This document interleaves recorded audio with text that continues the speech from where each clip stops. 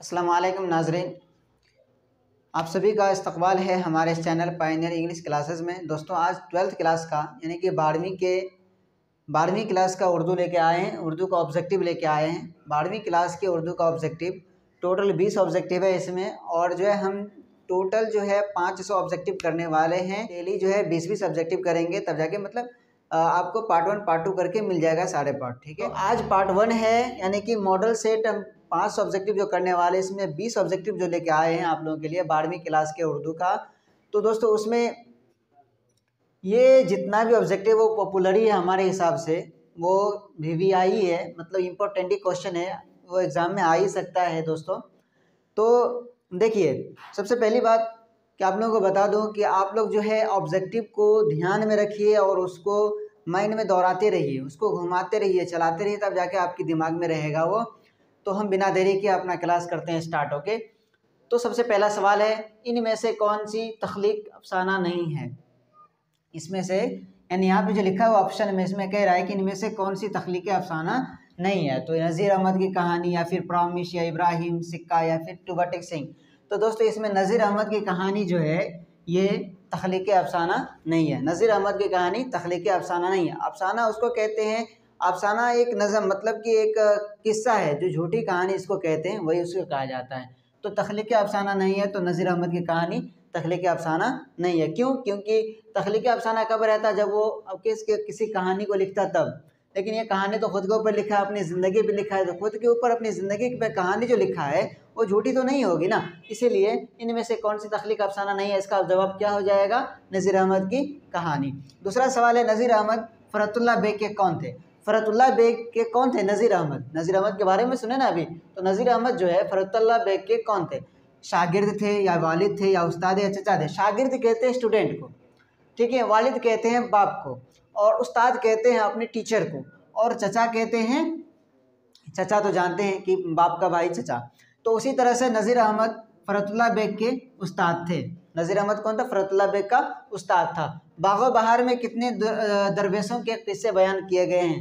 बागो बहार में दोस्तों, बागो बहार जो हमारे निसाब में आया है, उसमें कितने दरवेशों का किस्सा उसमें बयान किया, कितने दरवेशों को लिया गया है? तो इसमें जो है 4 दरवेशों का किस्सा बयान किया गया है।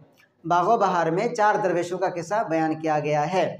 अब अजीज़ अहमद की तन्हाइयों का पुराना साथी कौन था? अजीज़ अहमद जो थे उसका पुराना साथी कौन था? अजीज़ अहमद एक है ना, अफसाना निगार है।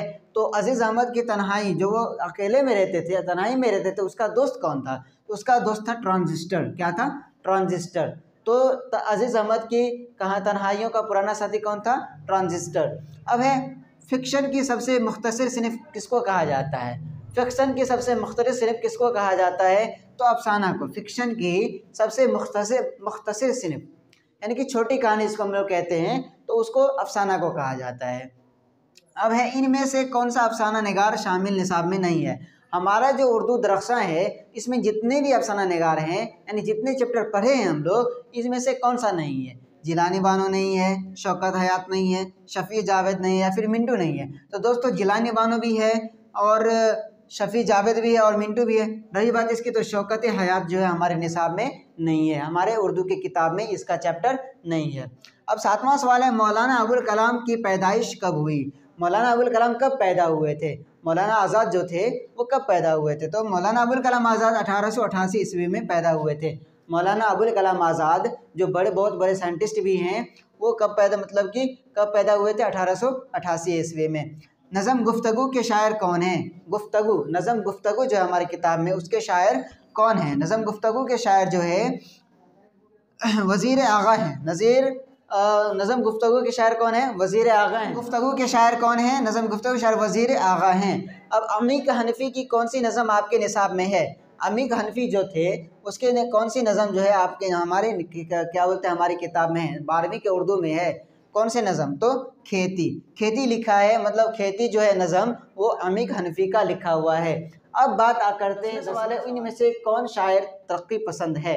कौन सा शायर जो है तरक्की पसंद है? तरक्की पसंद किसको, मतलब कौन शायर है? तो ऑप्शन में है कलीम आजिज़ी, गालिब, या फिर अली सरदार जाफरी, या शाद अजीम आबादी। तो दोस्तों शायर तरक्की पसंद शायर जो थे वो अली सरदार जाफरी थे। अली सरदार जाफरी तरक्की पसंद शायर थे।